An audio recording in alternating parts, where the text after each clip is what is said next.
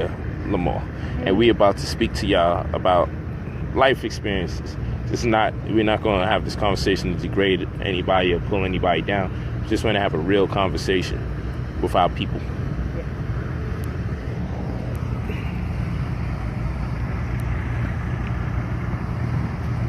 Peace and family. Glad that you're coming in the building. Glad that you arrived. And yeah, so the question is, has the conscious community met its expiration date? And what I mean by that is, have we been taught? No. Let's say it this way. Have we met our maturation date? Have we been taught as much as we possibly can be taught by this community of folks for the most part? Of course, people always have something to contribute. But when we look at the fall of civilizations, it's because there's a certain level of redundancy, and redundancy voids the brain.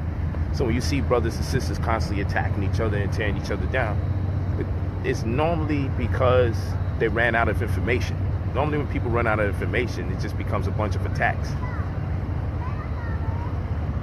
So I'm not saying we should get rid of the community. I'm saying the community is getting rid of itself. And so the question becomes, have we been given as much as can be offered by a certain group of people that make up the leadership in the community? Because it appears that with all the infighting,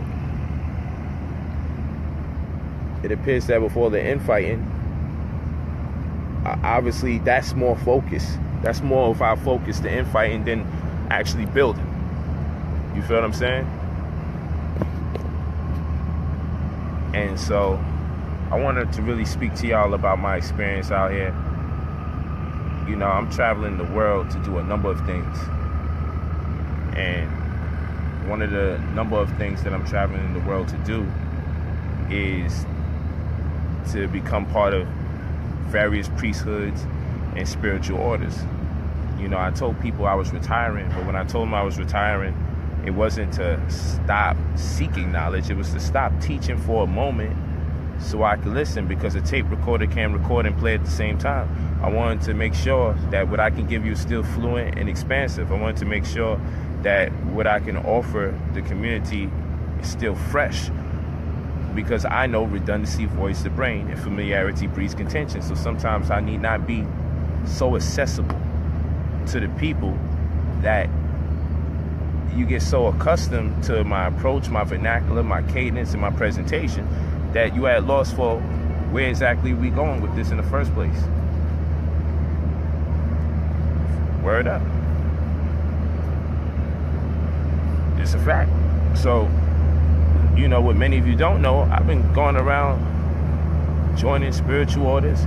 You know, I'm slated to go back to Ethiopia to connect with my brothers of the Nyabengi order and get it in with the teachings vicariously through Kidamawi Haile Selassie first. Of course, in Nigeria, I obtained my priesthood. Out here, I've been invited to become a monk, so I'm going to be staying in Thailand for a while. I'm going to leave and I'm be coming back. I'm be coming back. Real talk. And you know, the monks, their principles is very, very powerful out here. The love that the people itself generate out here is very, very powerful. And yeah, the monks may drink soda. They may drink soda, and they may not have the most alkaline diet, but that's why it's good to incorporate various truths, because no one has a monopoly on truth. Nobody has a monopoly on truth. So you may say, so now Polight is a Rastafari, or Polight wants to be a monk. Polight sounds confused. No. What I learned is that everybody is holding on to a component of truth. And when I travel the world and I see large communities and countries, for the most part, at peace with themselves and amongst each other, I then have to question the validity of our so-called conscious teachings if it doesn't bring that same peace to us. That's what I have to question. I have to question the validity of our conscious teachings. Because why are we so happy? I come to whole communities where all they want to do, like in Thailand, all they want to do is hope that I would just learn their teachings, because they feel it's very important. They feel it's very prominent. It plays an integral role in bringing about peace in the world. And they like, look, you got influence. We want you to just go back into the world and teach them about Buddha. Teach them about the principles.